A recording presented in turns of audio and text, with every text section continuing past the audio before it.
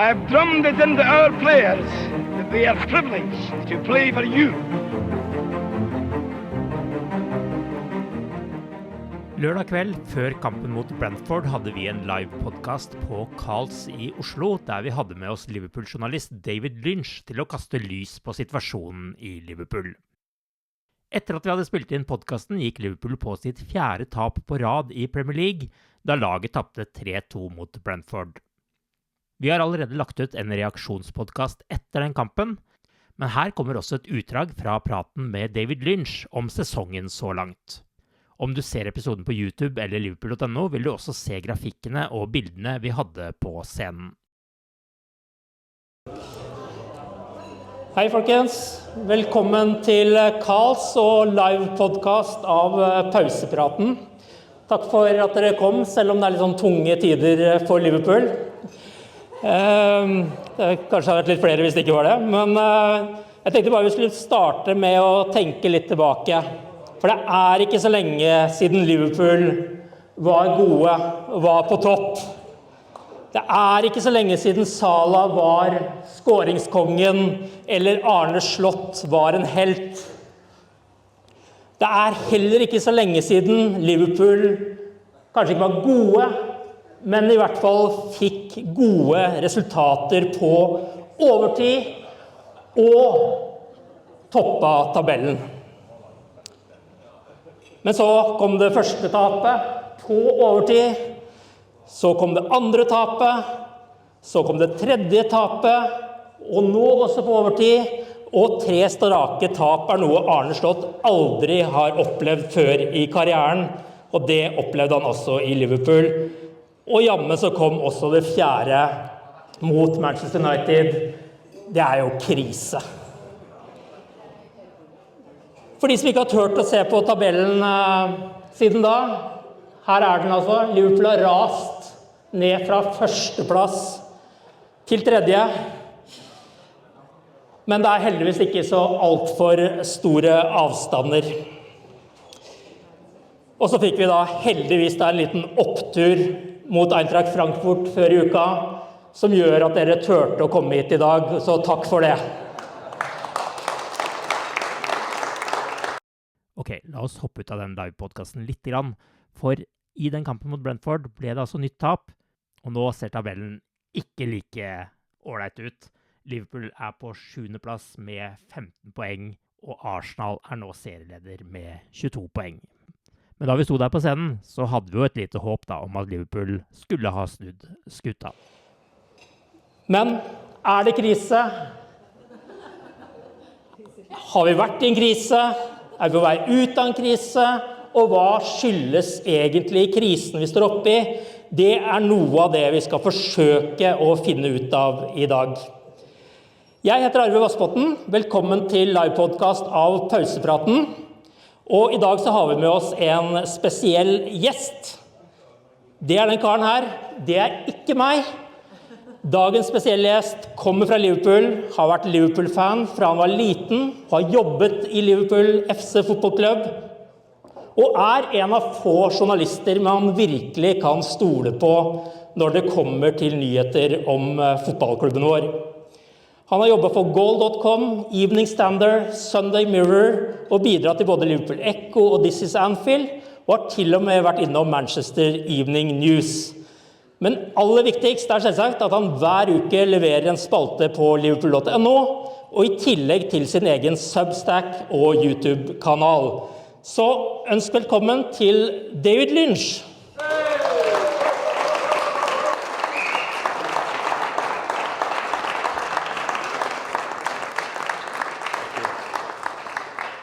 Thank you for coming, David. Last time you were here, we talked about you coming from a bit of a divided family. Your mother is a Liverpool fan, got you into that, and other part of your family is Evertonians. So how has the last few weeks been for you? Yeah, I've just been avoiding my dad at all costs, basically. That's basically how that works when Liverpool are on a bad run. But also you can always bet on that Everton are usually in a bad run at some point as well, so it's not too bad in terms of that split family. But yeah, It's always difficult. I think, not necessarily from a family perspective, but from a professional perspective when Liverpool are losing, because, and you will know this, that nobody wants to read or watch anything about Liverpool when they're losing. So that's unfortunate for a freelance journalist, but yeah. Not everyone were here last time we had this chat, but behind us now is a picture of you in the middle with Kenny Dalglish watching who is playing there. That's Jürgen, the manager, yeah. That was at a behind closed doors friendly against Huddersfield, I think it was. That was when I was working for the club, so lucky enough to be down there watching that with Kenny Dalglish, and that's Matt McCann, who was the press officer at the time. And yeah, kind of one of those crazy memories when you think about it, that you're just knocking about the training ground with Jürgen Klopp and Kenny Dalglish. It's pretty amazing. We have to talk about Liverpool. Behind me now is, I don't know how good you are in Norwegian after being here a couple of times, but can you read something into it? Yeah, well, my only other word I know is tack, but that is definitely crisis, surely. Yeah, correct. So we have to talk about crisis. Is it a crisis? Is it a little crisis? And why have Liverpool been struggling this season? We hope you can shed some light on this dark time for us. Last season, Arne Slot hit the jackpot almost every game. That has not been the case this season, at least not the last few games. So, what do you think? Is Liverpool in a crisis right now, or should we just sit back, relax, and get a heart attack while this is happening? Yeah, probably ask me at full time whether it's a full-blown crisis or not. But I think you'd have to expect that this season was going to be quite difficult at times, because obviously so much change to the squad. I think it's almost guaranteed then to be a bit of a transition season, and it's maybe what we expected last time, by the way. With a new manager coming, new methods, you maybe expected that last time, and instead what we got was a Premier League title win. So maybe we've been kind of a little bit spoiled in that regard. But as I say, I think the big changes to the squad, I think they've played a big role. It's going to take time to get it right, and so we've got to maybe give them a little bit of time and understanding. And the big question is, if by the point it works itself out and these relationships are built on the field, is the title already out of reach? Well, we don't know yet, so that's why it's not yet a crisis, I'd say. We've just got to kind of see how these next few games go, because this is a crucial run, really. They have to just stay in touch with Arsenal, don't they, until the point at which it clicks, which you hope is coming. Do you see any differences in the way Arne Slot has behaved personally and how he has made the team play this season? No, I think from a personal perspective, I don't think I've seen any differences there. I think he's still been that very calm character. He's very relaxed around the training ground, and whenever we deal with him, doesn't seem to get too flustered even by the tough questions or anything like that. So I think he's been very similar to last season. In terms of the tactics, I think, definitely some changes. But I think that's all based on the fact that he knows that this team is not quite clicking just yet. And he's trying to find solutions, and he's working with an entirely new squad. He's working with players. He's only just finding out he can't do this, he can do this. If I put them together, that doesn't work well, that does. So that's been the difference. It feels at times like he's kind of scratching around a little bit. But of course, it's a difficult situation when you change that many players. So I don't want to put too much pressure on him. And we know he's an elite level coach, and he will work it out. It does just take time, and relationships in football are everything. And he has a team that doesn't quite have those at the moment. But I'm convinced he'll get there. And I mean, you couldn't have had a better first season than winning the Premier League. He proved how good he was then. So, full faith that he will turn it around. And like I say, good win in midweek, and you just hope keep that run going now. Obviously, even if he has won the Premier League in his first season, the pressure is on when you have 4 defeats in a row. How much would it take for Liverpool to change a manager that's just won the league title? Do you think that is a case that can happen during this season? I think it's possible. I think you can't be a Liverpool manager and lose 7, 8, 9 on the bounce. So you have to win games. I think once a crisis gets to a certain point, there is a point at which you act. I think the biggest judgment, though, will not be necessarily losing runs, because I think Liverpool have got too much quality to just keep losing and losing. I think that judgment will be made at the end of the season, and it's, are we in the Champions League or not? I think if not, then you start to say that the manager's at risk. And then, you know, how much lower down, you know, were they unlucky to miss out? Was it just freak circumstances? Was it an injury crisis? All that is part of the judgment, really. So, you know, you can't say there's no chance he'll get sacked, or they'll absolutely stick with him regardless. I don't think that's true of any Liverpool manager. But I think that judgment will be made at the end of the season. But personally, I don't really doubt that they'll make the Champions League. It's just whether they'll win those top honours. And I don't think his job quite hangs on that, because I think the powers that be acknowledge that he's been given a tough hand this season. But before the game against Frankfurt, there were a meeting both with the manager and also a separate one with Van Dijk and the players. They didn't want to call it a crisis meeting, but what do you know about the meeting they had? So the one with the manager, not unusual at all. That's very much how Arne Slot runs things. They have quite a lot of analysis meetings and getting the players together and getting them together on, you know, individuals, pulling them aside, looking at a lot of tape. That's a big feature of Arne Slot, that maybe, you know, there was analysis under Jurgen Klopp, but this is definitely kind of a calling card of this manager. So that one, nothing necessarily unusual. It's the meeting that he called that is the one that's quite unusual. To have a meeting of the players, sitting them down, having a talk amongst themselves, which is what I believe it was kind of, look, we are not hitting the standards here. Maybe we've been unlucky in moments, but the talk was that, you know, we can do better and we've got to do better. And, you know, if we are struggling with these on-pitch relationships, what can we do to improve them and how quickly can we get there? So that was the unusual meeting, and the one that I hope will have the most impact in terms of, you know, the players knowing that they've not quite hit the standards in recent games, that they needed to arrest that slide.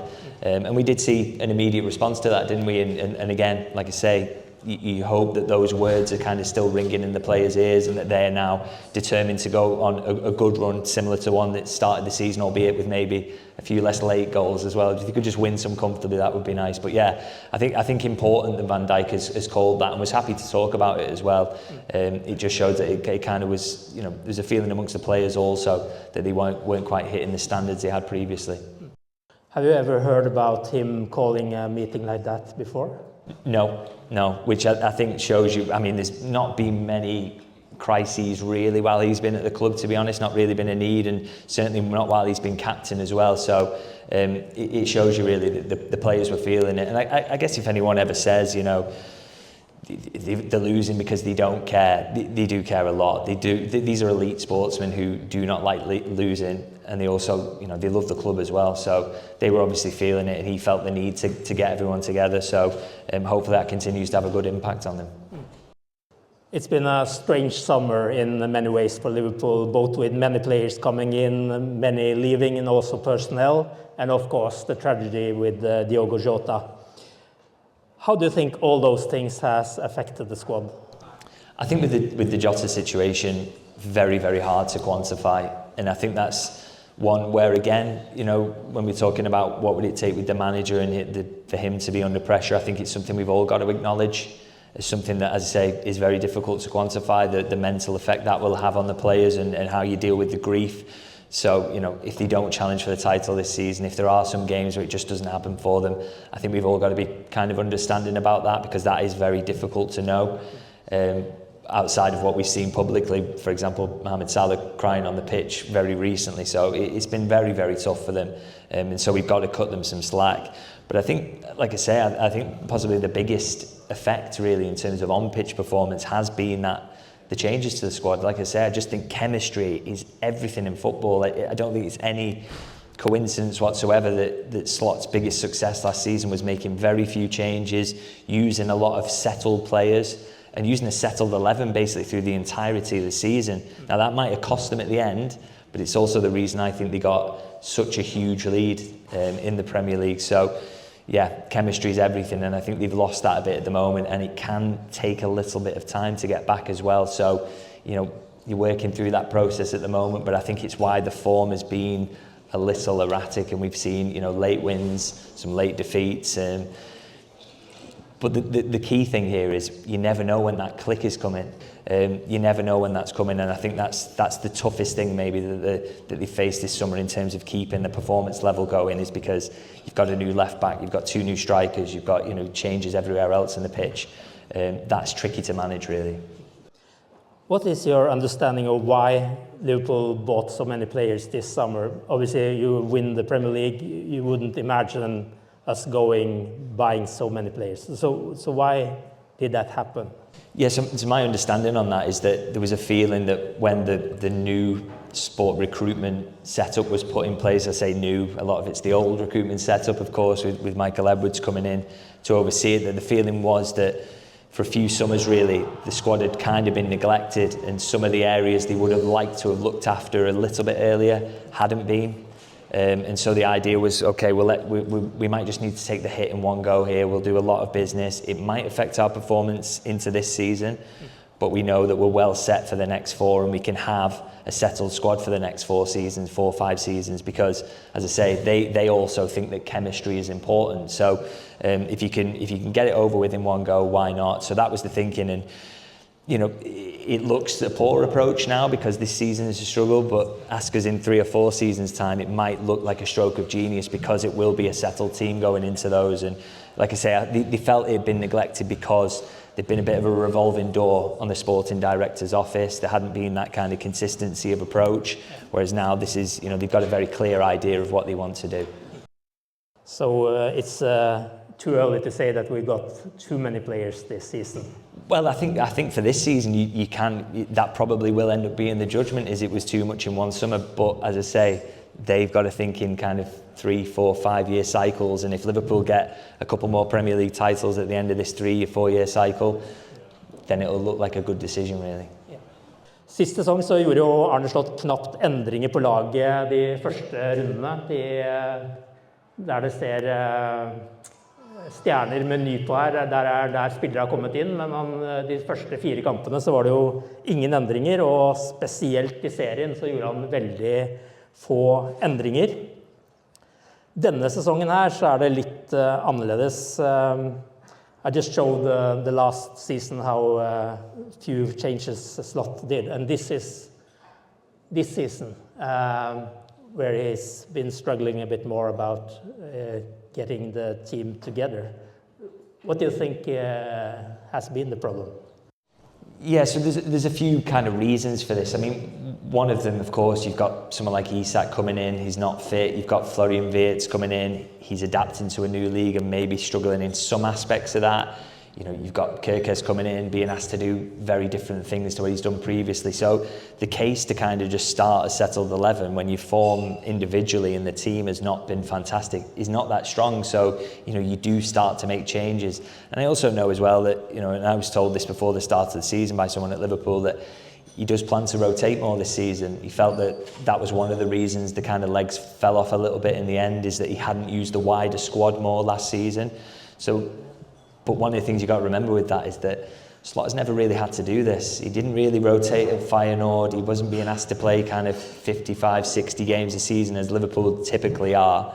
So he's kind of learning a little bit about this, about who to dip in and out, when and where, and making those calls. So, you do feel like the manager's learning a little bit of that, as he goes. So, yeah, it's a combination really of kind of individual players all having their own little issues, and then the manager kind of working out when best to use them, really. So, but I think it's something you think will get better as the season goes on. Wirtz adapting, Isak getting fitter and stronger, and Kerkez, hopefully his performance is going on an upward curve as well as that. Even though I think some of the criticisms maybe being a little over the top. So, it's something you think he will get better in, I think, in terms of managing that rotation. But do you feel he has been too eager to get some of these players into the team, because you have done 2 record signings, the pressure is on to just get them rolling, but like when you bought Robertson a few years ago, you had the time to get him into the team, no one was expecting him to start. Is that a case that's done this a bit harder?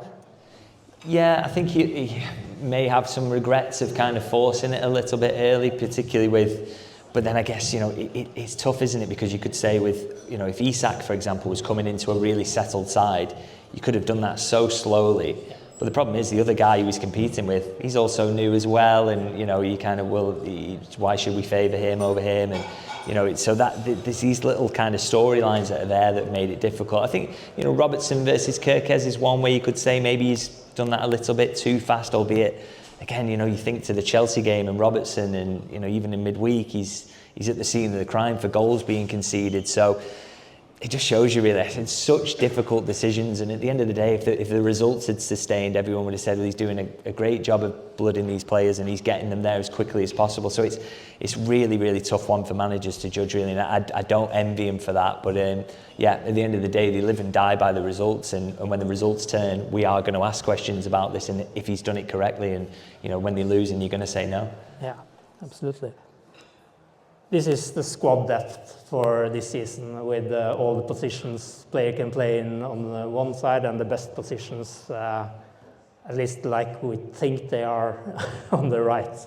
Are you satisfied with the squad depth this season, or is it any areas you feel like they should have added more? Yeah, I think it's a strong enough squad to challenge in the Premier League and the Champions League, if everybody's settled and everybody's in form. And the biggest problem they obviously have now, I didn't necessarily agree with the idea that the 100% needed 5 centre-halves before the season started. I mean, this is a squad that uses 2 at a time. They don't use centre-halves at full-back, generally speaking, so I didn't feel that they needed another. But then, of course, Leone got injured, and now they do look a little light there. I think every other area of the pitch, as I say, if everybody's on form and everybody's fit, that looks absolutely fine to me. But you do worry, don't you, with if Canate goes off at half-time today and it's a long one, it starts to look really light, because Gomez loves an injury, and we've seen seasons unravel before because Liverpool have had no centre-half. So that for me is the biggest worry. But I do think there's a good mix of experience and quality in all of the parts of the pitch, really. You wouldn't be too worried about injuries in certain other areas, really. It's just centre-half, and they look weak, and obviously that is something people said before the start of the season even. So, you hope they don't get proven right there, and that they don't get any more knocks there. Yeah, and obviously we got Szoboszlai who can play everywhere, so exactly, yeah. Problem solved. You mentioned Robertson versus Kerkez earlier. That's one of the big dilemmas this season. Kerkez has played a lot more than Robertson. Do you feel that's the correct way to do it? It's a strange one with Kerkez. I feel his biggest problem, some of the criticism I say, I feel has been over the top, but I think some of it kind of stems from really the way he's being used. I don't feel like he's being used in the best way for him. I mean, we all watched him at Bournemouth, and he was fantastic getting up and down the wing and being that guy who arrives late into the final third to whip in across and creating space through his pace. Liverpool are asking him to hold Virgil van Dijk's hand and be involved in deep build-up, and he looks incredibly uncomfortable in that. Now, he's also seemingly being criticised for his defending, which I don't agree with. I think he's been very, very solid in that regard, and certainly more solid than Robertson. But it's the way they're using him in possession at the moment. Now, I think he would be absolutely fine to have played all these games if Liverpool were using him in a better way. So I think that's something for the manager to think about more than anything else. And maybe he feels, look, I don't have enough passes in the back line. Well, that's something you've got to go and solve then in January, or should have done in the summer or whatever. But just make sure you use Kerkez correctly and give him the platform to be the best version of himself, because I don't feel that's happening at the moment. And I think that change needed to happen, because I think left back and Robertson, who's a Liverpool legend, one of the best left backs in the club's history, at times last season he struggled, and that change needed to be made. So I understand why he's pressing on with it, but maybe just be a bit smarter about the way you use him, I think is the criticism I would have. There's a few more dilemmas. Isak and Ekitike. Ekitike has had a really good start for Liverpool. Isak, stranger pre-season, obviously. What do you think about that duel? And last game both started, so maybe that's something we will see more of. I think it's something you can kind of look forward to in the middle of the season when Mo Salah goes to AFCON. That looks like a great option, and if it starts to work and click, then fantastic. I think what I would say is, you know, we were talking earlier about maybe being too eager to get certain signings in. I think Isak's certainly a case of that. He just hasn't looked there, has he, in terms of fitness yet, and you know, he's been quiet in games, and I think it is, you know, it's always thinking about how good could this guy be, and you know, he's 125 million striker, let's get him there as quickly as possible. But I don't doubt really that some of the performances that Isak played in might have been better if Ekitike had been starting, because he's hit the ground running, he's had a full pre-season, he looks fit, he looks like a good player. So that's one where, you know, I think the manager's been too eager to bench Ekitike in those situations, and he maybe should have given Isak a little bit more time. And the midfield, also something that we talk about each game with a lot of changes. Obviously, Wirtz, it's someone that kind of has struggled, but also has great numbers in creating chances. What do you think about the midfield three, and who would you start? Yeah, I mean, they've got a lot of good options there, haven't they? I mean, the quality level in midfield now is crazy, really up there with any side in the Premier League or possibly even in Europe, really. It's just, again, how do you find that balance? It's another thing for the manager to work out this season, really, and it's not an easy one. I think what I would say, again, it's so easy with hindsight, but one criticism you would maybe have is putting Wirtz straight into that number 10 position rather than maybe easing him into the team in a wider role where he'd have a bit more space, and then keeping it kind of solid in the middle. But again, another problem he's had is McAllister's not fit. You know, he's had that injury over the summer and come into this season half fit, so you know, it's just given him problems, really. But I think what I'm kind of coming around to at the moment, and certainly as the last few games really, is that for me at the moment, regardless of where you put anyone else, I think it's really hard to knock Szoboszlai and Curtis Jones out the team. I think Curtis Jones is doing everything you would want McAllister to do. He's offering progression where, you know, he will take the ball off the centre halves if they're struggling for options looking forward. He just knits the team together nicely. I think Szoboszlai's been Liverpool's best midfielder so far. And then, of course, you throw in Gravenberch, who's probably undroppable in terms of nobody else does what he does as well as he does. And for me, that probably should be the starting midfield three at the moment, with maybe Wirtz tucked in on the left, on the right, wherever you want to put him if you need to get him in the team. But I just don't see how you can look past Jones, Gravenberch and Szoboszlai as the main midfield three at the moment. Last game he also played with the four in midfield. Maybe Jens har laget kommet. Hvem det nå? Szoboszlai and Jones in midfield, and Wirtz, or yeah. Okay, so then we know it's not 4-4-2 this time.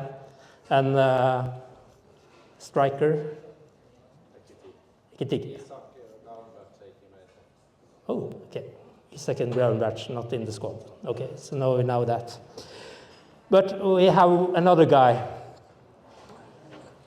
This fella here.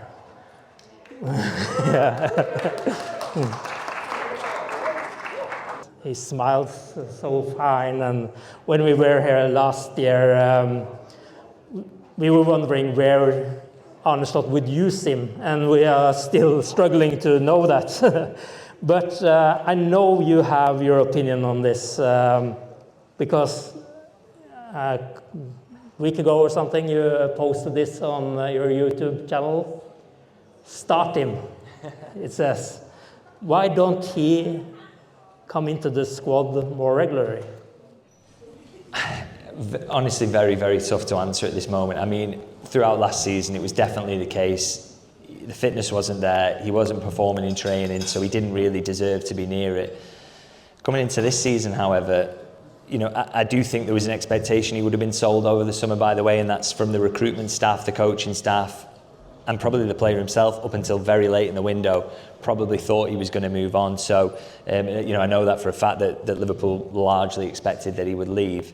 Now, he's ended up staying because the interest wasn't there in a deal Liverpool thought was right for them. The player in the end said, well, do you know what, I'm going to give it another go. I want to stay at least one more season and see if I can force my way in. But you do wonder whether there's kind of not a grudge from the manager because he's a professional, but kind of a thinking in his mind, well, he wasn't supposed to be here. I didn't use him and rely on him last season, therefore I don't need to do that now, you know, and I don't need to kind of consider him part of it. But he is renowned as a good trainer, someone who's very well liked around the place. And the fact is, you know, we don't see everything, we don't see every training session, so, you know, maybe everybody else, the forwards, is training better than him. But if you've got a player who, you know, that graph shows there, he gets shots whenever he's on the pitch, he shoots and he scores and he makes goals happen. If you've got a player who does that, I don't care if he's the worst trainer in the world, I think in times where you're struggling a little bit, you have to get him on the pitch. And, you know, at the moment with Mo Salah's struggles that he's having, we hope that won't last too long, but you can make the case that Chiesa is in better form. He looks quicker, he looks sharper, he's pressing more.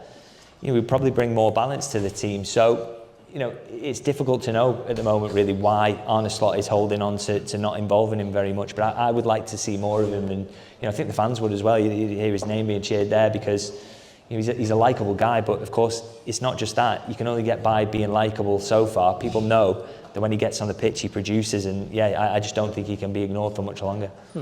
Okay, you were talking about Salah. Was it a mistake giving him a new contract?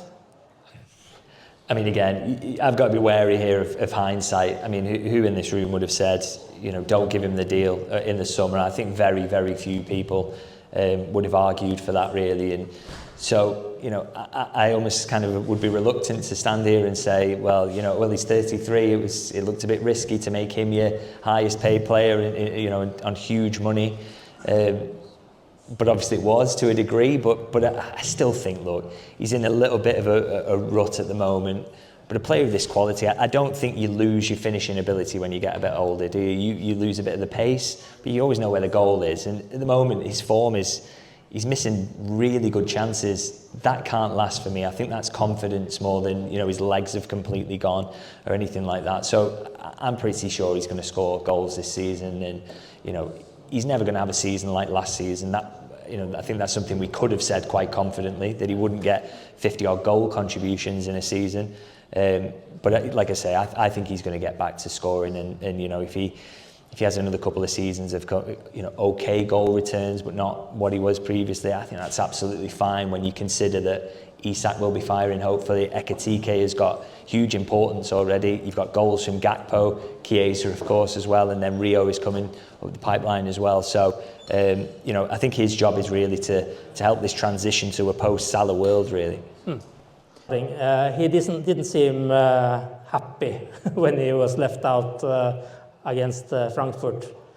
Do you think he is a player that you can put on the bench in a couple of games? Yeah, this is the tough thing that the manager's got to manage now, is that he is moving to a post-Salah world. He's got to manage that transition, but he's got to do it with a Salah who, obviously last season was arguably the best player in the world and is not going to want to sit on the bench more frequently. But I think he has to do it. It's a tough decision, but just to look after him a little bit as well, and just to, you know, you can't run him into the ground as you did last season. I don't think that's repeatable when he's 33, 34. You've really got to take care of him a little bit more. So, and he's going to sulk about it. He's not going to like it. He's been the main man for the entirety of his career. But you know, Liverpool will not have made promises about starting time.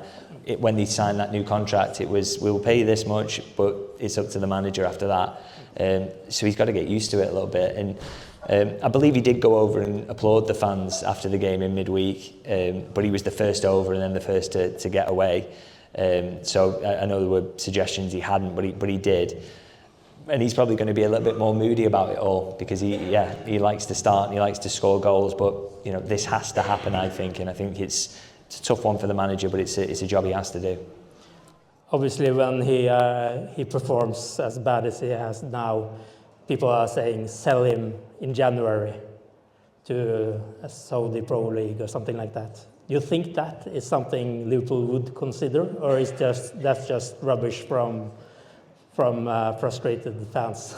I mean, there might be a conversation to be had in the summer, you know, when he's 1 year out. You know, interestingly on that, my understanding from the players' side is his preference for leaving Liverpool would always be to go on a free. because that would enhance the contract he could get. I mean, someone quite close to him in terms of his representation said, it'd be stupid to leave on a transfer with a fee involved because they're just losing money really. So, it'd be tough to see whether he wants to do that or not. But it might be a conversation come the summer. But on the kind of talk around him as well, and some of the stuff that's said about him, I find that incredible, to be honest. I mean, we talk about loyalty in football, and we talk about Trent Alexander-Arnold leaving, and how could he do that? And then you look at Mo Salah, who's just given everything to Liverpool, could have gone to Real Madrid when he wanted, he could have gone to huge clubs across Europe and courted that interest, but he's continued to play for Liverpool, sign contracts for Liverpool, score goals for Liverpool at an unheard of level.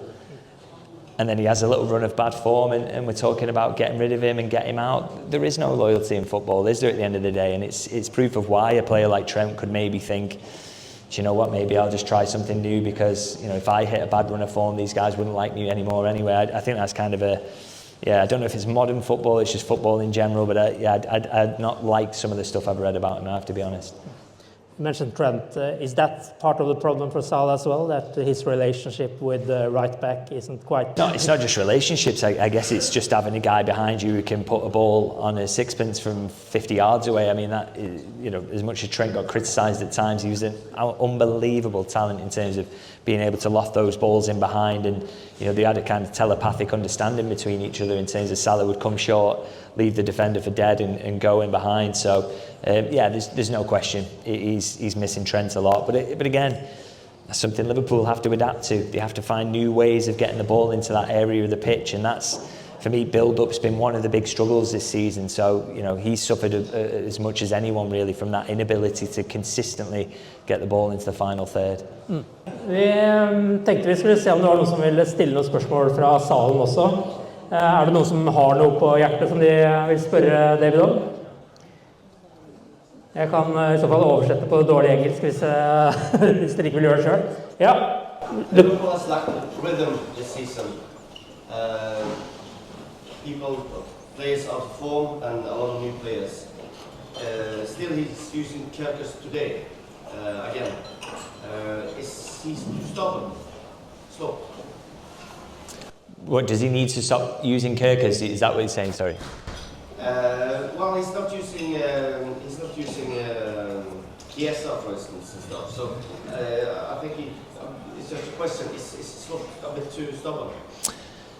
Yeah, I think all managers are stubborn, to be fair. I think they've all got kind of their own idea of how they want to do things, and clearly with him, I think this, with Kerkez, with Chiesa, they're really good examples of him saying, look, this is what I think and I'm going to stick with it. I think what you've got to do with all managers is they see everything on the training ground. You probably see, in the case of what's happening at left back, they may be seeing Robertson getting megs 2 or 3 times, or seeing Kerkez looking really solid. And I do know with the Kerkez one actually that, from speaking to people around it, they're really happy with what he's done so far in terms of his defensive output. And I would urge anyone to watch the games, and he has generally been quite solid really defensively. It's the other aspect where they feel that he needs to improve, but they also acknowledge that they've maybe not used him in the best way. So I would put Kerkez's struggles maybe more down to how they are using him in possession. And I think Liverpool themselves feel that, which is why they may be showing a bit of faith in him, and why the manager is, maybe being stubborn around that. And similar with Chiesa again, with the Salah situation, he's not in form, but the manager's seeing Salah every day in training. This guy's done it for me so many times. I'm just going to stick with him until the point it becomes untenable. And with managers, sometimes they can be stubborn to the point it loses them the job. But with Slot so far, his decisions have been pretty good at Liverpool. But it's sometimes a leap of faith. And like I say, we don't get to watch the training sessions. We don't get to see the conversations, unfortunately. But I guess the case for him changing his ways and not being quite as stubborn will increase with every poor result. And you just hope there aren't many more to come in the weeks ahead. Do you think Slot is tough enough to bench people which are not in form, like Isak and Salah and stuff, when everyone is fit, and play the players that are in form instead? I think this is something we're going to have to learn about the manager now, to be honest. I mean, I spoke earlier about kind of the job he had to do at Feyenoord being completely different in terms of, having to learn to rotate at Liverpool, but another one is managing far bigger egos. And now that was much easier coming into a squad last season that was, you didn't tweak too much, it was kind of carry on doing what you were doing, and everybody knew what the first 11 was. So that made his job a little bit easier. I think the bigger test now, like I said with Salah, you're going into a post-Salah world now. He's got to manage that transition. Can he do it? Can he manage those big egos? And the fact is, you know, we can speak to as many people as we want around the club, but we don't know. This is the test of him, and this is why he wanted to come to the Premier League and try this challenge. So we'll learn, I guess, and you hope he's up to it, but we'll see. Yes, David, we started talking about crisis. The question now is crisis, what crisis, I hope, after tonight. Very nice to have you with us. David har altså en egen YouTube-kanal som dere kan se på, hvor han legger ut ting både etter kamper og etter pressekonferanser og sånne ting, og en egen Substack hvor man kan abonnere. Også i tillegg da, så har han jo da spalten på liverpool.no. Og så må man jo også selvsagt sørge for å bli medlem i supporterklubben og følge oss også på pausepraten på Spotify eller der du hører på podcast og på YouTube der vi legger ut innhold hver uke. Thank you so much, David. Give him a big applause. Thank you very much.